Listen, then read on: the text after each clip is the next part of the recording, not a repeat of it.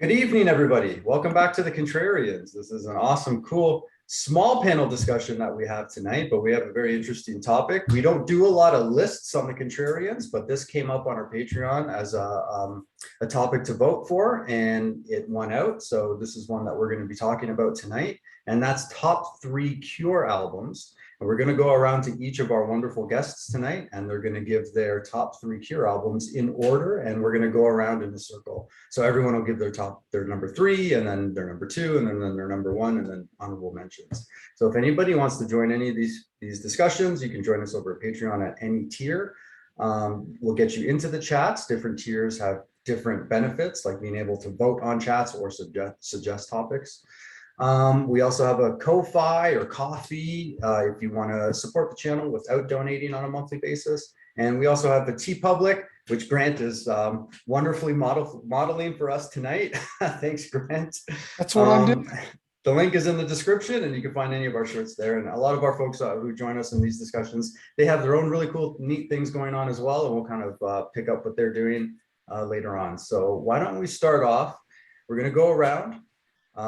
First with your number 3 top Cure album. Tell us why it's at number 3, what you like about it, and maybe what some of your favorite songs are or what you like about the production. Why don't we start with Reed? What's your number 3? Okay, so I was really glad to be able to get into this chat. The Cure is actually way outside of my comfort zone, and I'm really interested to hear what other people have to say about this band. I first encountered The Cure with their videos on MTV between 82 and 86. And they didn't really make much of an impression on me. I was a young headbanger at the time, mostly listening to new wave of British heavy metal or American bands like Dio. And just The Cure didn't do it for me. And then roll years and years down the road, I was at the Dallas Guitar Show and met Reeves Gabrels, who is a character. And he had just joined The Cure. He was also in Tin Machine and played for David Bowie for 10 years.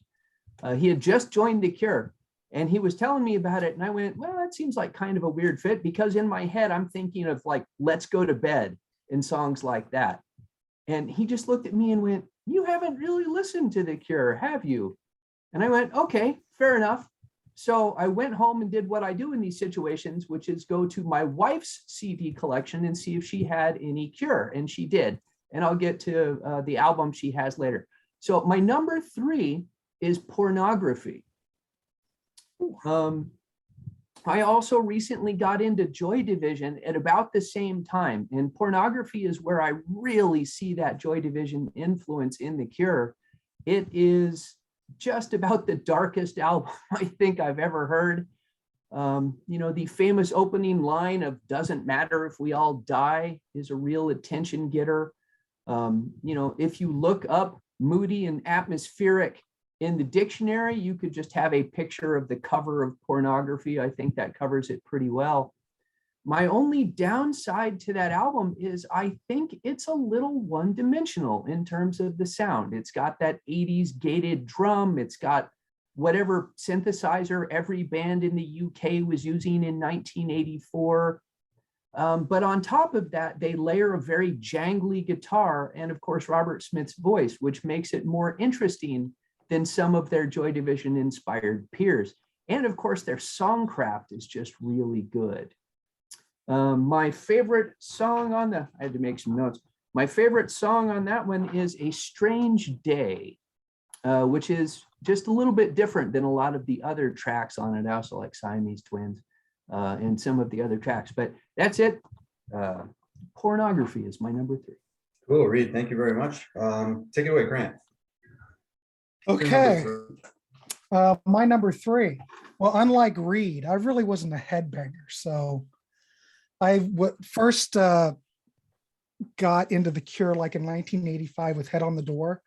And that was the first thing I think I picked up, because I think there was a video on MTV for, oh shit, now I'm having a brain crisis. The one with the acoustic guitar where they're shooting down the neck. Help me. In Between Days. In Between Days. Yeah. So anyway, that was my first introduction to The Cure. And I heard that song and I went, holy mackerel. It's like one of those you know, the floodgates have opened and this is new and unusual and brand new and sparkly. So that's where I got into it. So I got Head on the Door and I love that record, but my number 3 record is not Head on the Door. It would be Kiss Me, Kiss Me, Kiss Me. Now that album's a little bit kind of schizophrenic to some degree because, you know, you have pop songs, you've got songs that are very kind of dissonant, you've got all kinds of stuff. And I mean, that I like that because it's very, what shall we say, I don't know, eclectic, I guess. But the thing about that whole era is during the Cure, during that era, not only were their albums very good, but their B-sides were freaking excellent. In fact, probably some of the B-sides are better than the album tracks. Like on Kiss Me, Kiss Me, Kiss Me, Sugar Girl, Snow and Summer, Icing Sugar, great pop songs. In fact, the stuff that's on Kiss Me, Kiss Me, Kiss Me is some of the best pop stuff that they ever produced. Why Can't I Be You, Catch, Just Like Heaven, Hot, Hot, Hot. I'm not all that crazy about it. It's okay. It's a dance track. I think that was pretty big, you know. In Columbus, you know, the Mean Mr. Mustard's crew, like that stuff. But for me, it's kind of like a in between Head on the Door and Disintegration. It kind of fits in there perfectly. I don't know. I give it 5 stars. Most of the reviews online are like between 4 and 4.5 stars for that record. I mean, like I said, it's a little schizophrenic. It goes all over. Martin's not a big fan of it, but that's okay. It's funny that Martin's not a big fan of that one because it's a double album and he's always talking about how much he loves double Martin, albums. for crying out loud. Where's Martin tonight again? He's not here, for crying out loud. Anyway. But, I mean, I think that's one of the reasons that album is so, as you say, schizophrenic, or it has so many different characters, is because it is a double album on vinyl. There's a lot more space for them to explore different things. Yeah, but Robert Smith didn't cut anything out. He still made it a double album. And there's really not anything that's really weak on it. It's just not as cohesive as Disintegration or Pornography. You know, it just kind of goes all over. It's probably not as cohesive as Head on the Door. Well, kind of. Head on the Door goes all over a bit. It's kind of like Head on the Door Part 2. But anyway, I don't want to take up too much time. Kiss Me, Kiss Me, Kiss Me is my number 3. Awesome, Grant. Thank you. Andee, what's your number 3?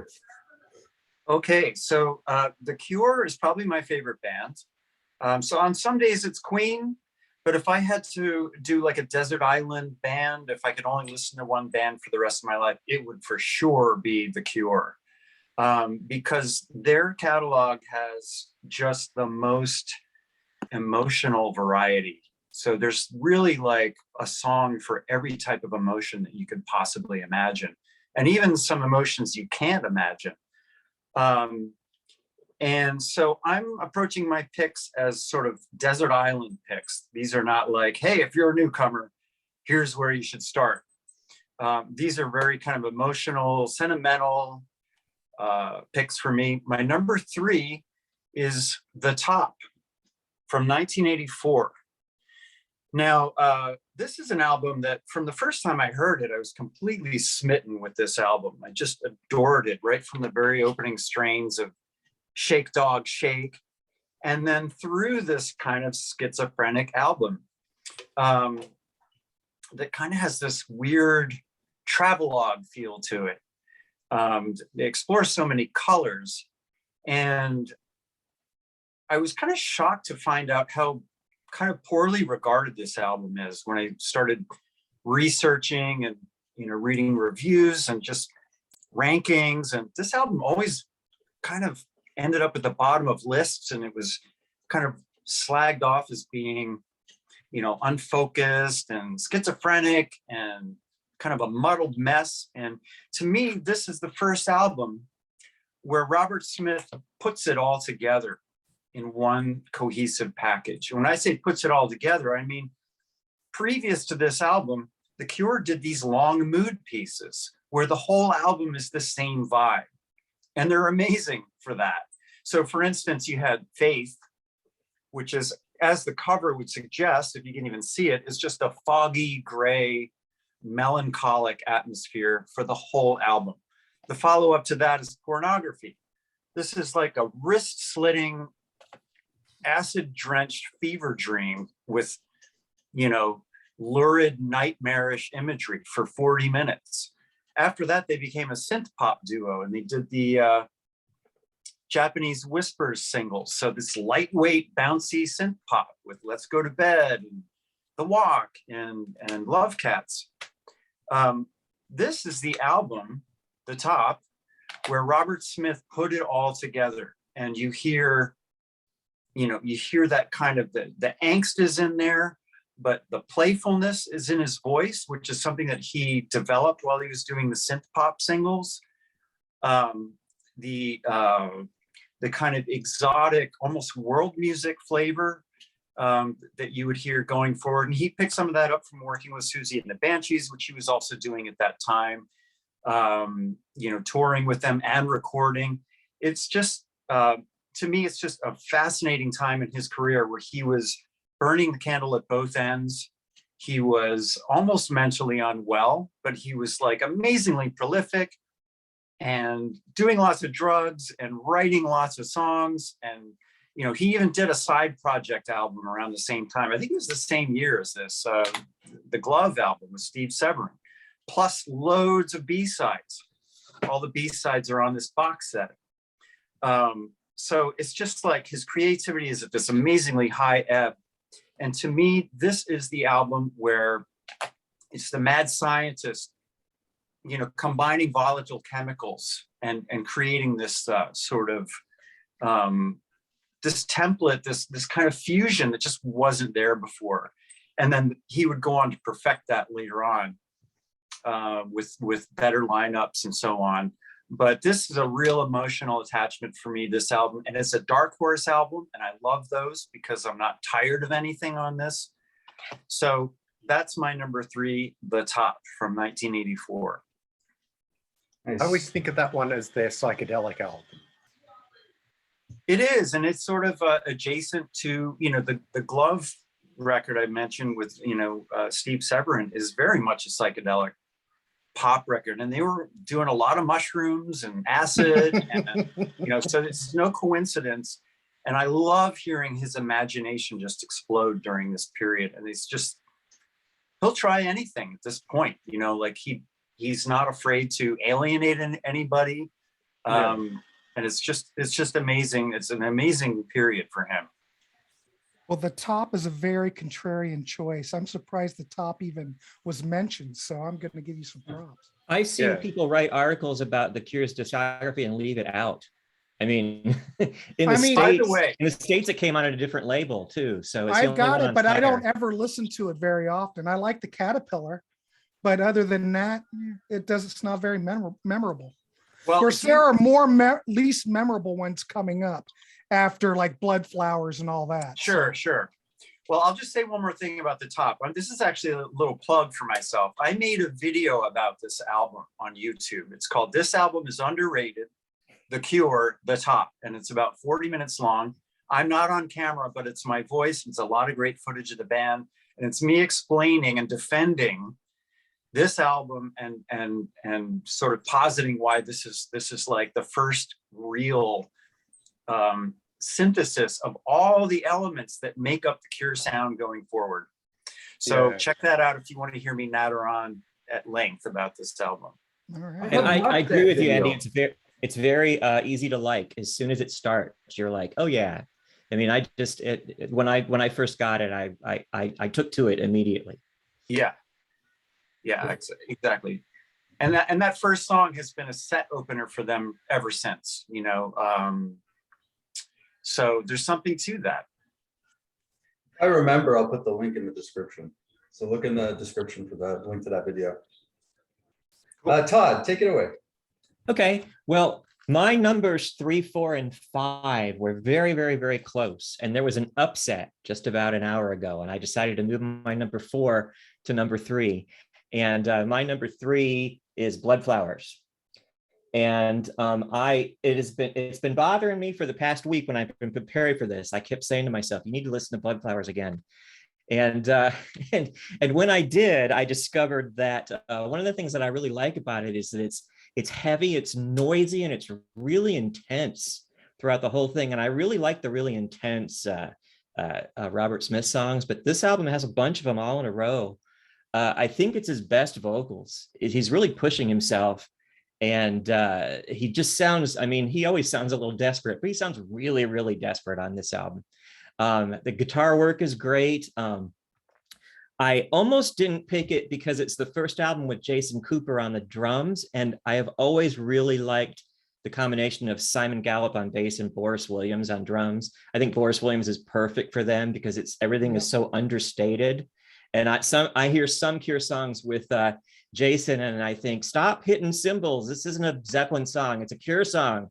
Dial it back. But Jason's performance on this album is really good, and I can't deny that. I think the album sounds great.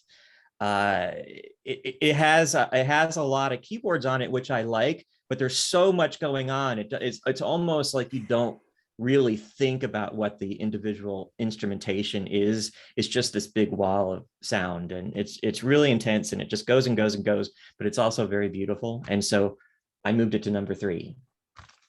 My favorite song on it is probably Watching Me Fall, because it's just relentless. Normally I would pick like one of the prettier songs because I tend to gravitate towards those, but Watching Me Fall is really amazing. And I like There Is No If and The Loudest Sound and 39. The whole album's great. The thing about that record, though, that is the first Cure album where I think Robert Smith was trying to sound like the Cure. I agree. Oh, you know what? I think you're doesn't- right, Grant. I hear that too. It's like he's forcing it. It's not like Disintegration, where everything lines up, all the stars line up, or anything that came before. Don't get me wrong, I like the record, but I can see how it's forced. Yeah. That's all I'm saying. But I applaud you for picking that. And Andy, I applaud you still. I'll tell you what it bumped out when we get to the end. Oh, okay. But Blood Flowers, all right. Cool. Bicycle Legs. What's your number 3? Okay. Well, I'll start off by saying this was really hard for me. Yeah. When I was trying to pick a top 3, I literally could have picked any of the albums between Three Imaginary Boys and Disintegration. Like, to me, that is just a run of albums that's just incredible. They're all different, and I love that how it goes through the different stages. But I think that is just like a really strong run of albums for like 10 years. But I first got into The Cure in the sort of synth pop days, because that's kind of my age. I was sort of like, 11, 12 when those singles were coming out. And so I very nearly went for my number 3. What I'm doing with mine too is I'm trying to pick 3 albums for like 3 different phases or styles that The Cure went through. I almost went for Japanese Whispers because I love those singles so much. But in the end, I went for my number 3 as The Head on the Door. I remember my little sister being absolutely in love with this album, so I used to hear it a lot. And I really grew to love it too. I mean, In Between Days, fabulous single, as is Close to Me. They're both really just killer singles. But this is, The Cure. They've still got that Cure flavor. There's some of that sort of world music sort of thing that they had on the top that Andy was talking about. Like if you look at a song like Koto Song, that's got that real sort of Japanese flavor to it. But it's very much a pop record, this one. And it's, Grant was talking about Kiss Me, Kiss Me, Kiss Me. Great album and very much a pop album too. Well, let's just leave it at that with Head on the Door. It's sort of my pick for their pop phase. as I said, more focused than Kiss Me, Kiss Me, Kiss Me. Still has some of the world music flavors of the top. That was pretty much all the points I was trying to make anyway. So, yeah.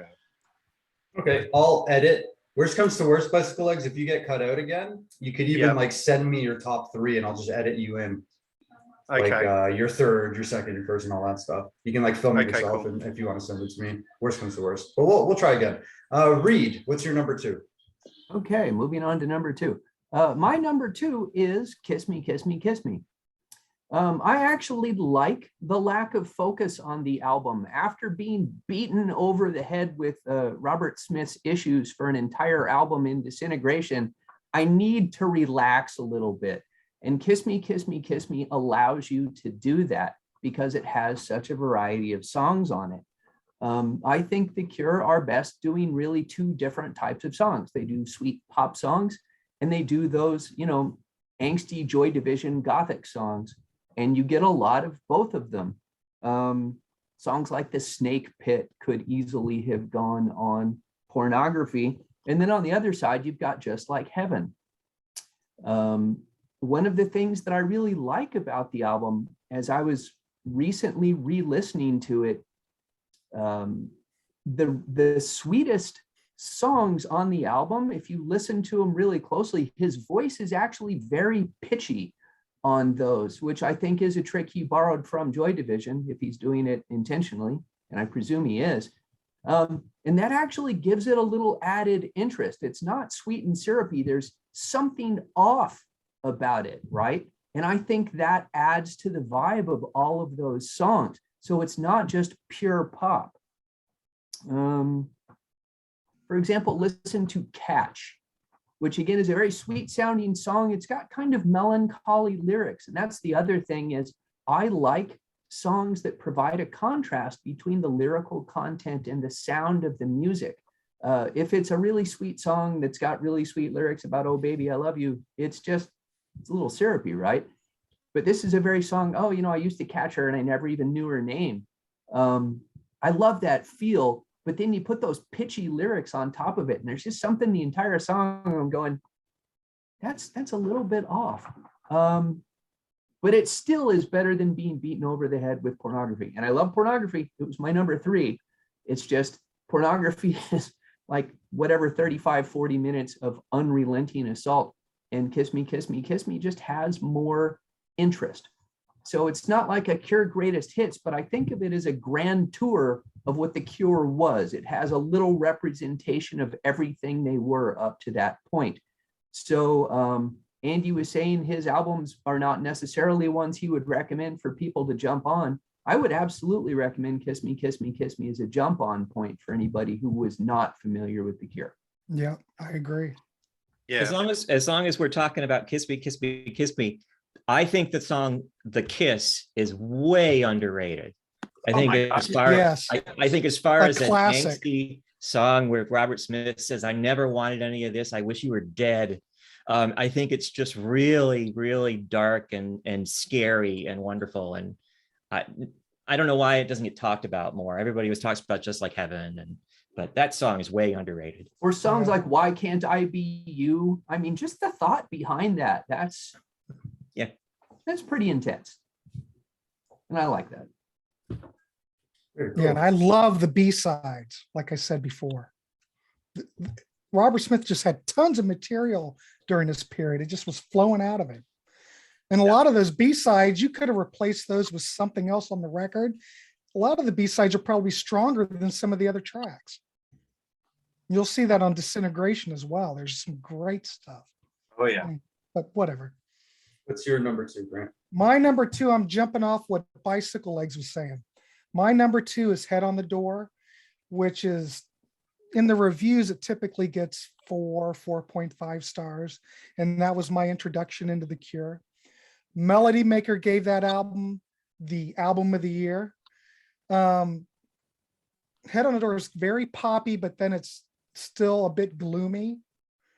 One thing that I read about, I guess during this whole period, Robert Smith was very influenced by Kaleidoscope by Susie and the Banshees and Human League Dare, which I thought was, I don't really hear Dare in there, but maybe, all right, I'll go with that. But it's very poppy. There's a lot of acoustic guitar. It's a lot more focused than Kiss Me, Kiss Me, Kiss Me.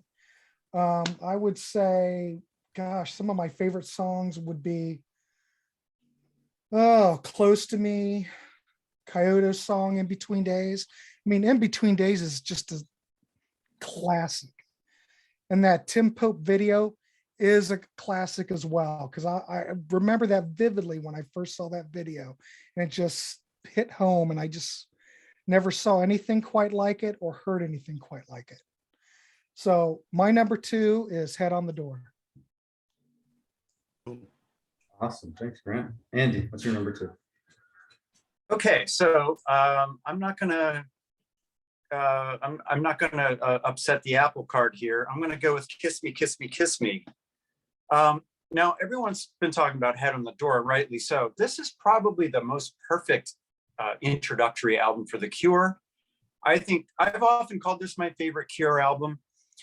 It is a tight, concise, really well sequenced package. And they get the classic lineup together for the first time on that record. I think they never had a better lineup than Boris, Simon, Yeah. Lal Tolhurst, Robert, and Coral on guitar.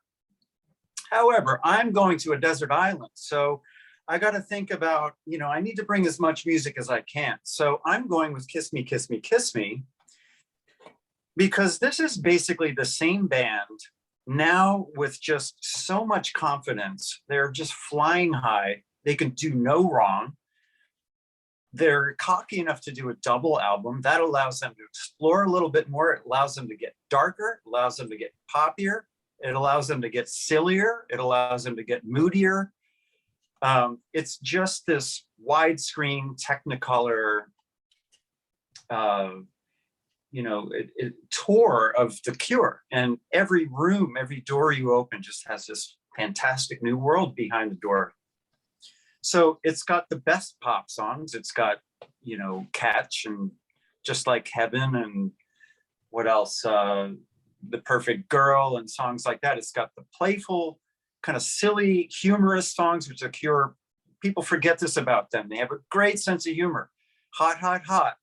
Why Can't I Be You? It's sort of, the videos are sort of part of the humor as well. And when you picture the videos for these songs, they don't take themselves seriously. You hear the playfulness in this album, but then you have that acidic opener that just starts with like 2 minutes of squalling lead guitar from Robert Smith. It's just the most abrasive thing to start your album with, before he finally unleashes this bitter screed. So you have songs like that and Shiver and Shake that are just kind of filled with that bile that you heard on Pornography. You have these kind of exotic mood pieces like The Snake Pit and If Only Tonight We Could Sleep, and just even the deeper cuts, Torture, All I Want. There's that gorgeous ballad, what's it called? One More Time. There's just not a dull moment on this whole album.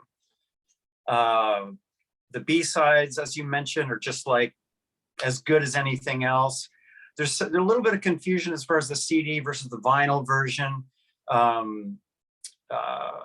What's the song? Hey. Hey You is one of my Hey favorite You. songs that sort of got clipped off the CD version, but it's on the double vinyl. But that's just like, we're talking about the poppy side of The Cure.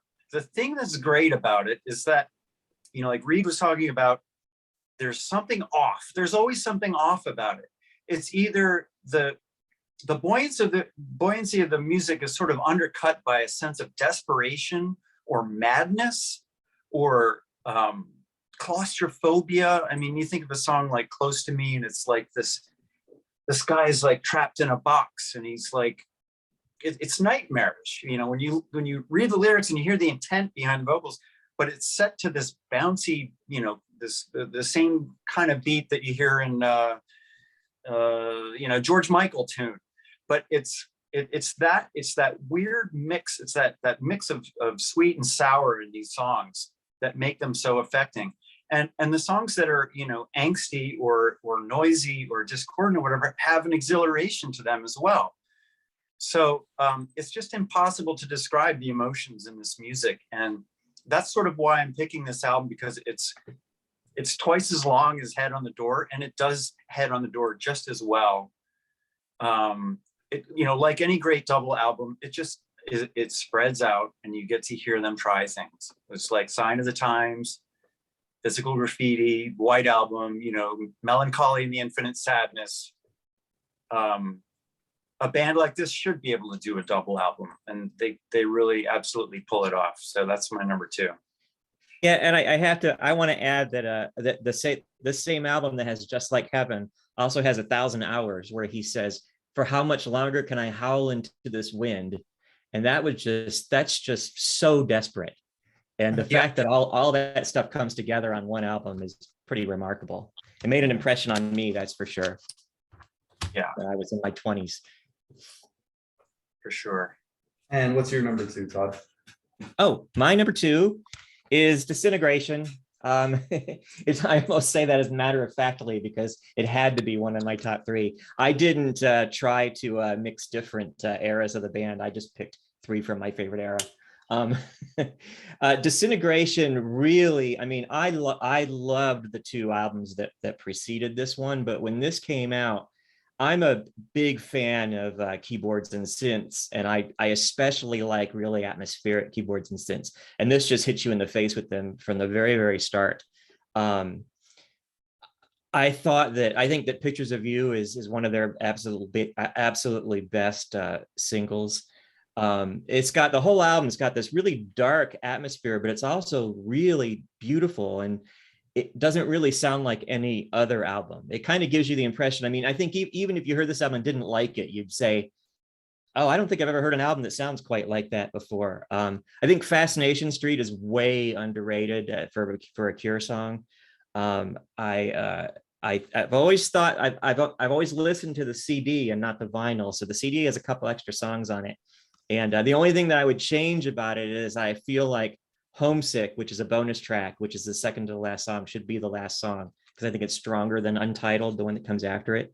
But yeah, I almost don't even know what to say about it. I mean, it's very emotional for me, this record, and I loved it so much when it came out, and I didn't think could become a bigger Cure fan. And then I heard this, and I just thought, whoa. Disintegration is my number 2. A lot of people have said a lot about Disintegration. Cartman on South Park said it was his favorite, the greatest album of all time. And so I almost feel like I'm not really sure what else to say about it other than it's my number 2. Yeah. Bicyclelegs, why don't you try to give us your number 2? I'll try, Oh. but everybody is breaking up on me big time. So I was going to take you up on your offer of just filming some stuff for you. But because, like, I don't know, am I coming through at the moment or? You are right Yeah, now. right now. Yeah. Yeah, okay. Well, I'll keep going then. Okay, my number 2 is I love the really early Cure, because some of my first loved music is new wave and post-punk. And that's kind of what the Cure were doing with their sort of like very first album or so. And I was almost going to pick Three Imaginary Boys because it's a wonderful record, but I actually slightly prefer the sort of redo of it / compilation, which is Boys Don't Cry. And the reason I picked that one is because it's got some of the best songs from Three Imaginary Boys on it, but it's also got some of those wonderful, really early Cure singles like Killing an Arab and Boys Don't Cry and Jumping Someone Else's Train. But I think it's an overlooked period of the Cure, that really, really early sort of new wavy, post-punky kind of thing that they were doing with that first record or so. They would kind of veer away from that almost immediately by the time they got to 17 Seconds. But it's a short-lived period of the Cure, but it's a period of the Cure that I have always really, really loved. Nice. Thanks, Bicycle Legs. That came through just fine. Yeah. Oh, great. Great. I'll keep going then. Reed, why don't you give us a couple honorable mentions if you have them, and then give us your number one. So I really don't have any honorable mentions. I said I'm not deep into the Cure's discography. It is on my increasingly long list of bands to explore. That is one of the reasons I hooked up with the Contrarians in the first place. Is I love getting turned on to new music. So I've got a lot of albums in the queue, but I'm definitely going to be looking at more Cure in the future. So to be really stereotypical, and I hate to be the stereotypical guy, but my favorite Cure album is Disintegration. It's the one when I went to my wife's CD collection to see if she had a Cure album, she had Disintegration. And thank goodness it was that one, because I pulled it out and put it on and went, oh, wow, I need to get into this band. It is one of my few 10 out of 10 albums. I just love everything about it. It's powerful. I love the synth washes on it. I'm not sure if it came out in 89 or 90, but it's right around that time. 89. And yet, 89. see, I've seen both. I think my CD says 90. But Nah, that may it's be 89. guessing. It's definitely 89. Yeah. Okay. Definitely. But it does not sound like an 80s album at all. Those gated Well, drums thank are God. on. It and the 90s for me are when I start thinking of productions as sounding kind of timeless, because all of those things that defined the 80s sound went away. And this album doesn't have any of those 80ness things about it. It just sounds big and powerful. It contains Robert Smith's most beautiful song, probably, and love song. And yet it contains what I still consider one of the creepiest songs ever, which is my particular favorite, which is Lullaby. That song is phenomenal. And the balls it took to put that on an album with a song like Love Song is just incredible. And then do a video for it. And it's got this really weird string arrangement to it, and he's doing whispered vocals. There are not a lot of bands that could pull something like that off, and the Cure just nail it. So for me, 10 out of 10, it's got to be Disintegration. Sweet, nice number one. Grant, honorable mentions and number one. All right. I just want to say that the Cure is one of those bands that had they quit with this album, which is my number one, they may have been looked on differently, but of course they kept going. They're still going. But this is their absolute peak. This is their Sgt. Pepper. This is their Skylarking. This is their Pet Sounds. You know, every band keeps, well, there are couple of bands that kept going and got better. XTC and the Beatles. Like I said, if the Cure would have stopped now, who knows the way we would have looked at them. But my number one album is Disintegration. It's a perfect record. I can't go, Reed nailed it perfectly. Pictures of You is the perfect pop song. That is, I would say that is Robert Smith's crowning achievement. The videos on this whole record were great. I mean, Lullaby, Pictures of You, everything. Fascination Street's a great song. The B-sides, I always keep bringing up the B-sides, but this is a definite must for anyone who likes The Cure. Babel, Late. Late is one of the perfect pop songs. That could have been on Kiss Me, Kiss Me, Kiss Me. I think this album is perfect. It's a Sgt. Pepper. It's up there. If I was on a desert island, I could take this with me. I could play this album over and over and never get tired of it. I like the production. I mean, it's a bit murky, but just the musicianship and the songwriting. And I mean, in 1989, when this came out, I played this straight for 6 months. It was my number one album of the year. I knew when it came out, this was their masterpiece, because there's anything that comes after this is going to pale in comparison. So after this, I'll give an honorable mention is Wish, which was the album that followed up with this. It's fine. It's no Disintegration. This is when the cracks started to form. I mean, it would, like I said, it would be impossible for them to follow up with anything. They were doomed after Disintegration. That was the peak. But I almost put Wish as my number 3 because it's a great record. I love the record, but you know, you keep looking at it and go, well, that's no Disintegration, but you know, it's good. And then, God, what else? I like Pornography, okay. But those 3 albums, Head on the Door, Kiss Me, Kiss Me, Kiss Me, and Disintegration are just classics. I mean, actually, I could have picked any of those. But in my mind, Disintegration's number 1. Yeah, no doubt. Thank you. Nice. I love your enthusiasm about it. Freaking love that record. Andy, honorable mentions and your number 1 Cure album. Okay, so just to echo what bicyclelegs said, I could say for honorable mentions anything from the debut album to Wish, anything along the way. I'm wearing a Pornography T-shirt. I do love that album. That's kind of a white knuckle ride. It's almost like a Rain and Blood type of album. You put that sucker on and you just hold on and try to get to the end. Without losing your freaking mind. I love Pornography. I love Faith.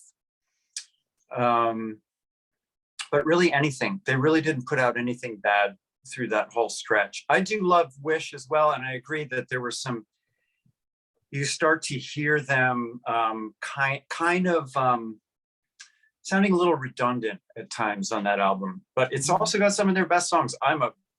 Always been an apologist for Friday I'm in Love. But my number 1 is Disintegration. This was my introduction to The Cure. It was one of those moments that I'll never forget when I heard the opening strains of Plain Song. I mean, it literally sounds like the heavens opening up. And it's really what it felt like to me. It was sort of like nothing was the same after I heard that. And as I started to get into the album, you know, it's sort of this womb-like, absolutely immersive, oceanic experience to listen to. It's more along the lines of the early albums where it's kind of an extended mood, but I also think that it has more variety, more emotional and songwriting variety than a lot of people give it credit for. When you talk about, you know, things like Lullaby and Love Song, I think Lullaby is actually kind of like a lighter moment on the album. It's sort of like, it's about being eaten by a giant spider, but it's sort of like a Tim Burton spider, you know? And Love Song is just this, you know, only Robert Smith could take those words off the page and make them sound so heartfelt, so sincere, but without any maudlin, treacly, histrionic, kind of cringy affectations. He's almost solemn the way he sings those words. So it's a really amazing song. And I think that I think it gives a little bit of a palate cleanser in this album, which is by and large a sort of grand, gorgeous ode to just getting older and the frustration and the, you know, frankly, the difficulty of relationships. So there's a lot of like, it's sort of like, what's the source material for some of these songs? He's got Love Song. He's apparently happily married, but where is he getting like the inspiration for a song like Disintegration itself? So yeah, and Fascination Street is maybe the greatest Cure song. Only a band like The Cure could take a bass riff and just stretch it for almost 5 minutes without changing it, and just with these layers of guitars and keyboards turn it into this masterpiece of just a sonic tapestry that is compelling from start to finish.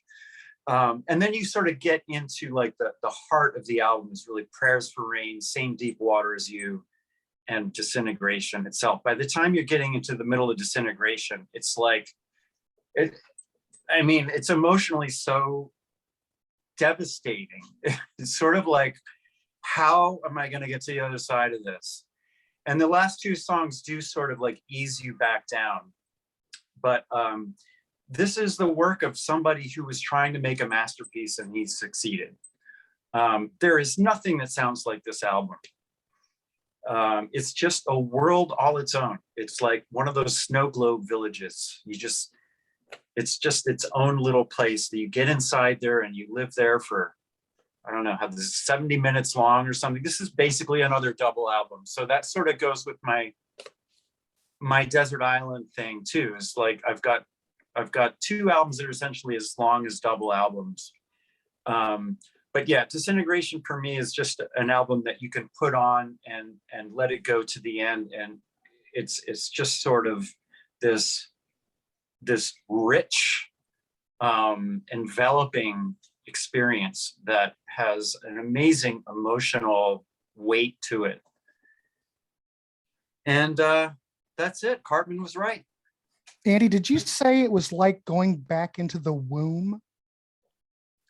I said it was womb-like, yeah, because Womb-like. it's very watery. I mean, even the picture on the front, it's sort of like I just want to Robert make sure Spearcup I from- heard what I heard. It's like the picture on the front. It's like he's underwater and there's flower petals floating on the surface, and he's looking up at you from underwater. And there's sort of there's different aspects to that. There's the drowning aspect, and then there's the womb aspect. It's like you're dying or you're about to be born. So yeah, I mean, I remember like when I first sort of picked this album up and started looking at it, and I didn't know much about this band. I guess I thought they were like sort of a haircut band, like a like kind of a new wave band or something. I'm looking at the track lengths and they're like 6, 7, 8 minutes long. Yeah. And I'm thinking like, this is like a metal band. Like this album is called Disintegration. They've got these epic song lengths with really dark titles.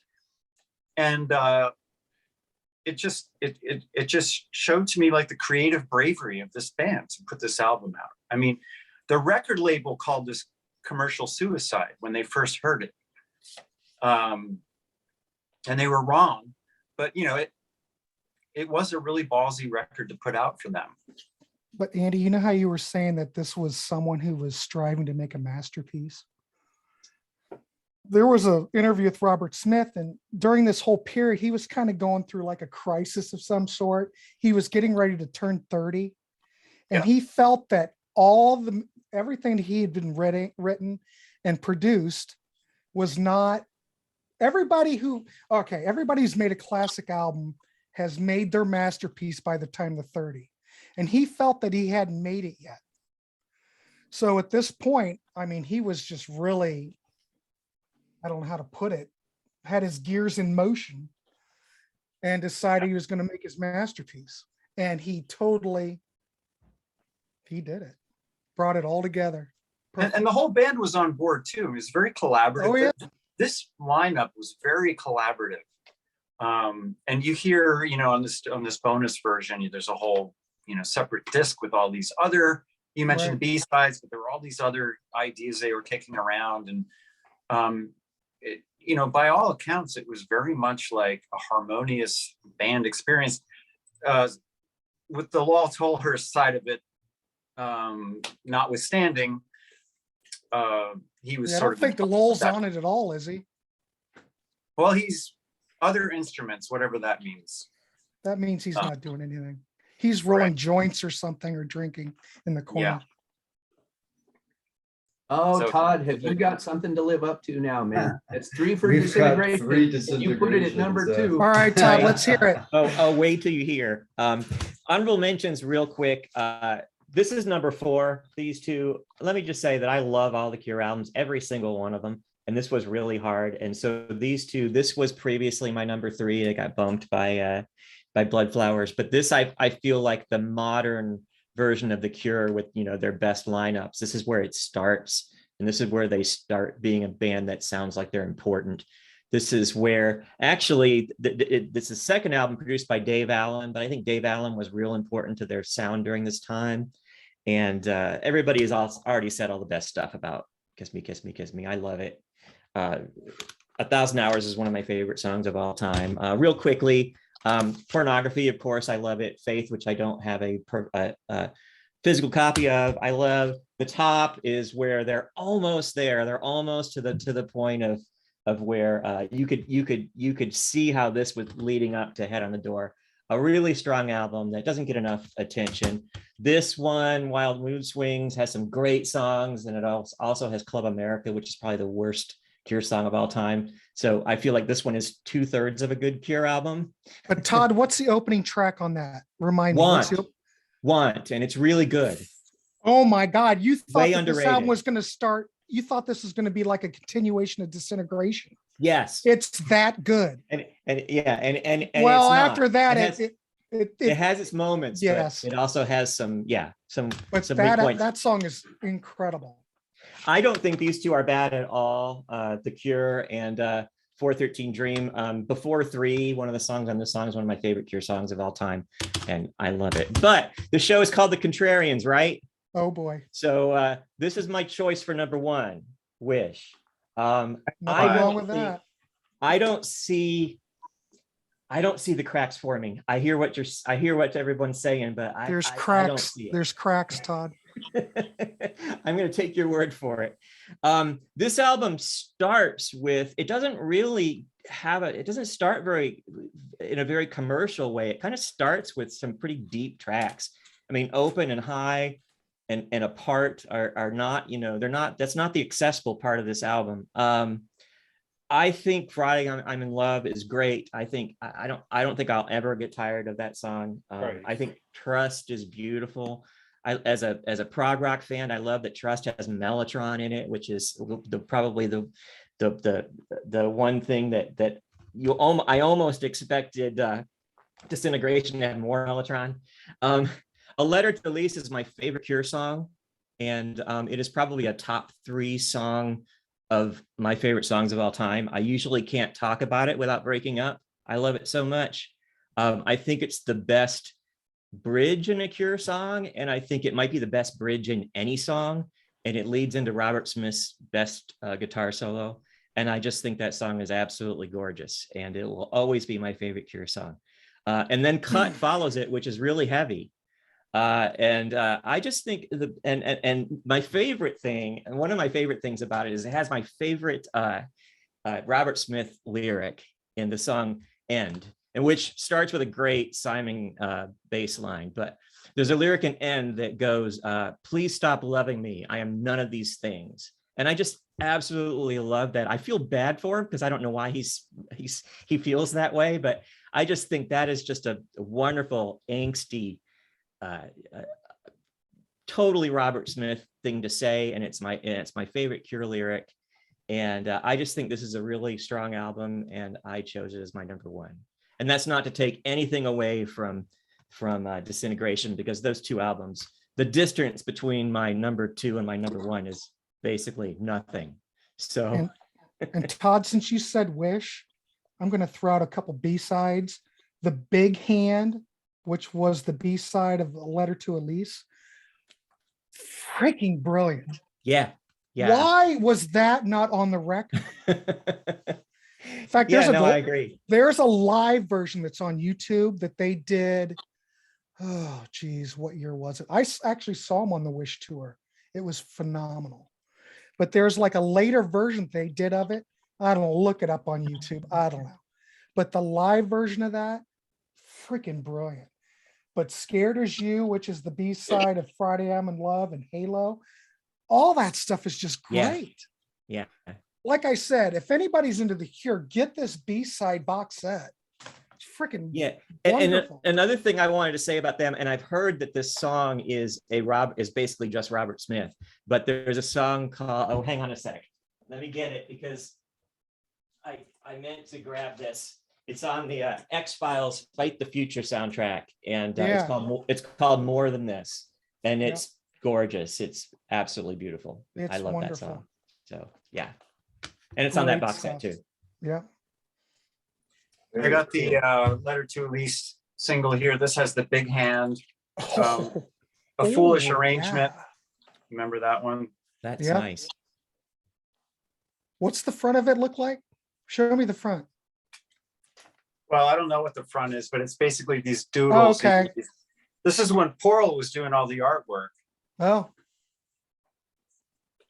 Very cool. yeah, I don't think I've ever seen that. That's awesome. I need one of those. I need one. All right, Bicycle Legs, honorable mentions, and your number Okay. one Cure album.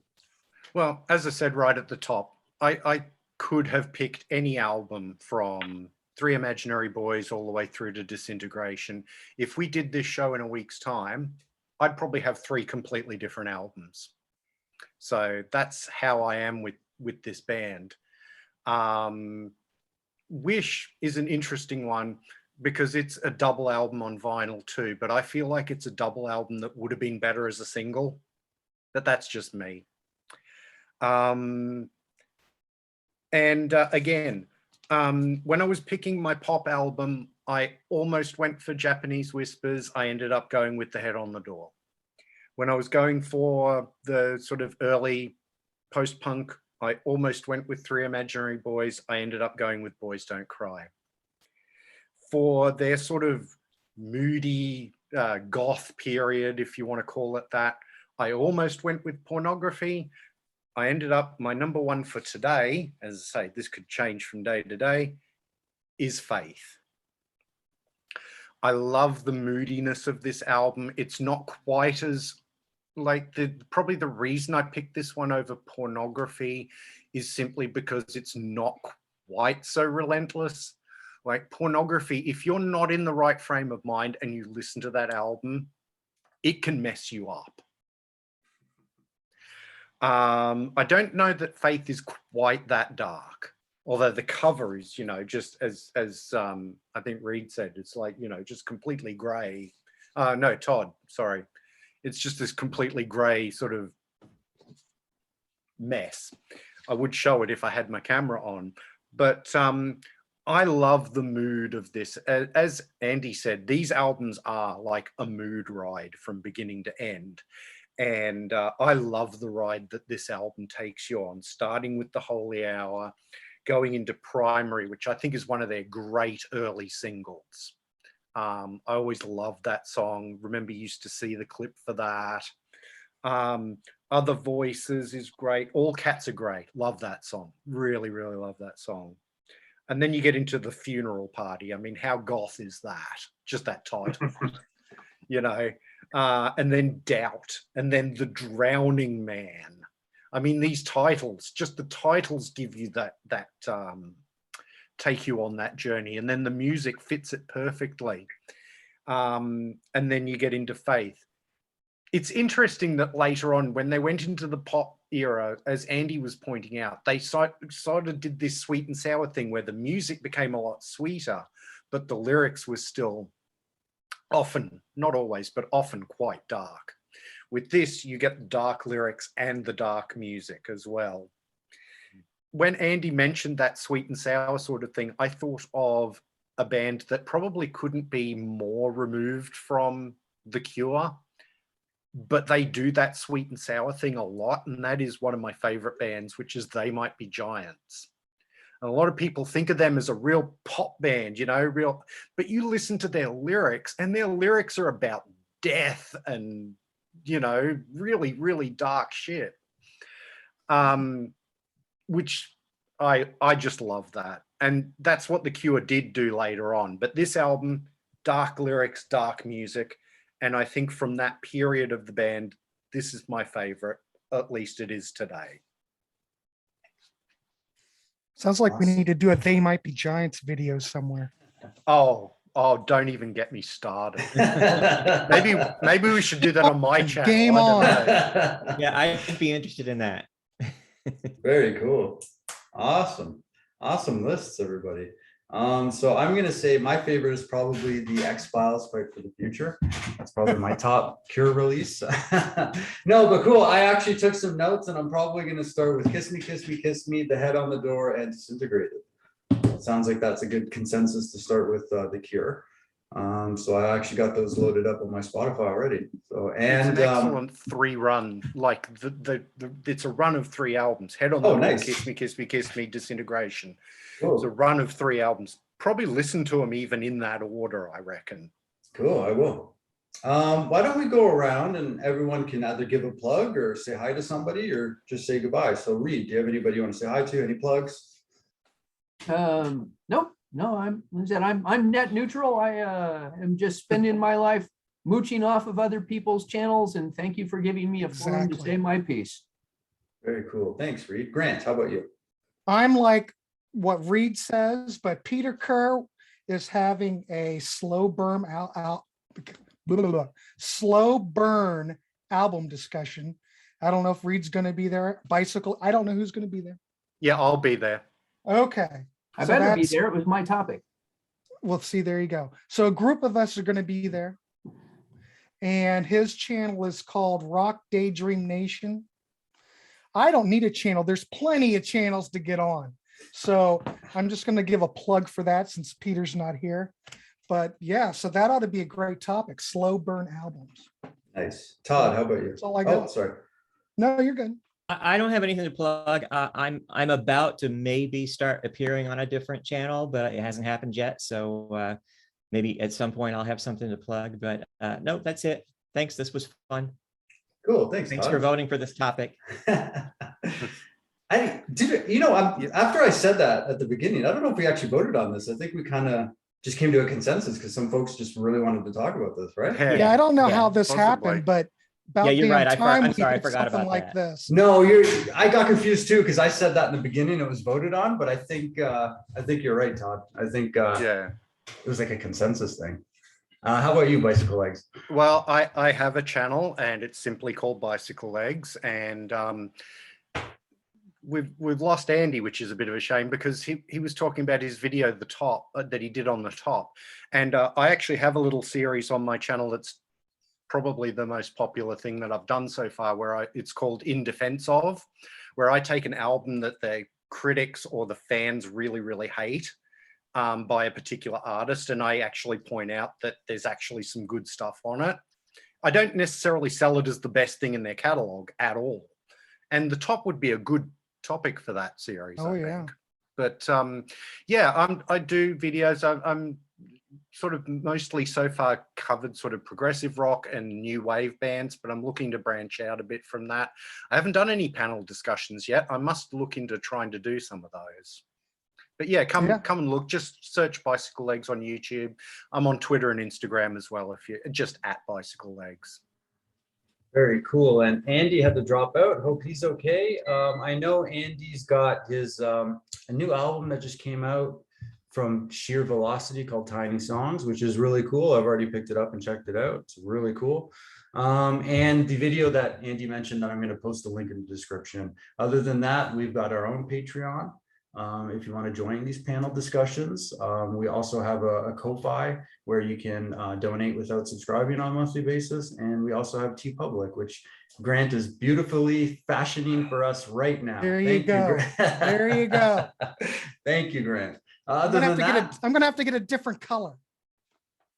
yeah, you can there's all kinds of different colors. I got to come up with a new design too. Yeah, I get my brain going for that. But anyways, thanks everybody for showing up tonight. Thank you very much. This was a really cool discussion. I got some new music to listen to. So It was fun. we'll see Bye, y'all next time. everyone. Bye. Thanks. Yeah. On. Nice. Bye.